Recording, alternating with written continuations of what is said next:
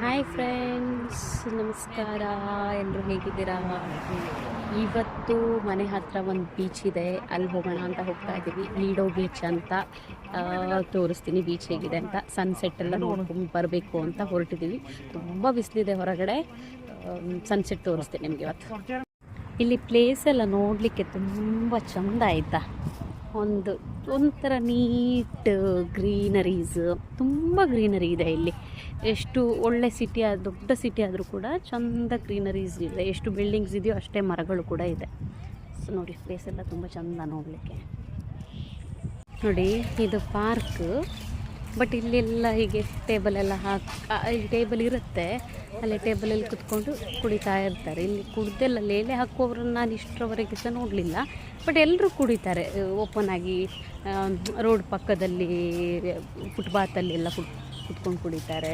So ನೋಡಿ, ಎಲ್ಲ drinks ಮಾಡ್ತಾ ಇದ್ದಾರೆ ಆರಾಮಾಗಿ. ಜಾಲಿ ಅವರಿಗೆ ಇವತ್ತು.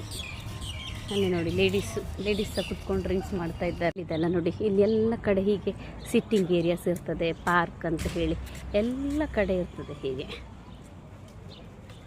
ಇಲ್ಲಿದ್ದು ಫ್ಲವರ್ಸ್ ನೋಡಿ, ಹೀಗೆ ಅಲ್ಲಲ್ಲಿ ಬೆಳೆಸಿರ್ತಾರೆ. Colour flowers.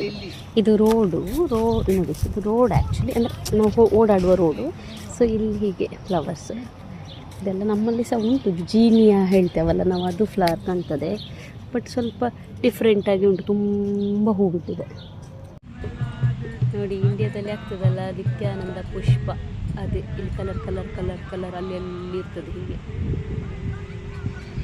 ನಾವೀಗ ಬೀಚಿಗೆ ಹೋಗ್ತಾ ಇದ್ದೇವಲ್ಲ, ಆ ದಾರಿಯಲ್ಲಿ ಇಲ್ಲಿ ನಿಂಬೆ ಹುಳಿ ನೋಡಿ ಹೇಗೆ ಇರ್ತದೆ ಅಂತ, ಎಷ್ಟು ದೊಡ್ಡದಿರ್ತದೆ ಅಂತ. ಇದು ನಿಂಬೆ ಹುಳಿ ಆಯಿತಾ, ಕಾಣ್ತಾ ಉಂಟಾ?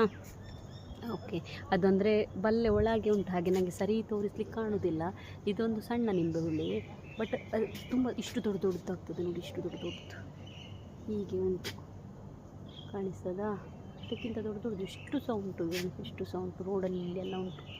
ಯಾರದೋ ಮನೆಯಲ್ಲಿ ಸಾಕಿದ್ದಾರೆ ನೋಡಿ. ಇಲ್ಲಿ ಹೀಗೆ ಸ್ಟೋರೆಲ್ಲ ಇರುತ್ತೆ ಅಲ್ವಾ, ಈ ಸ್ಟೋರೆಲ್ಲ ಇರುವಲ್ಲಿ ಈ ಥರ ಗಾರ್ಬೇಜ್ ಡಬ್ಬಗಳಿರುತ್ತೆ. ಫ್ಲ್ಯಾಟ್ ಇರೋಲ್ಲಿ, ಅಪಾರ್ಟ್ಮೆಂಟಲ್ಲಿ ಕೂಡ ಈ ಥರ ಗಾರ್ಬೇಜ್ ಡಬ್ಬಗಳಿರುತ್ತೆ. ಸೊ ಎಲ್ಲ ಗಾರ್ಬೇಜಸ್ ಏನಿರುತ್ತೆ ಅಲ್ಲಿಗೆ ಹಾಕೋದು ನೋಡಿ. ಇಲ್ಲಿ ATM ಹೀಗಿದೆ, ಇದು ATM, ಡೆಪಾಸಿಟು ಮಾಡ್ಬೋದು, ವಿಡ್ರಾನು ಮಾಡ್ಬೋದು.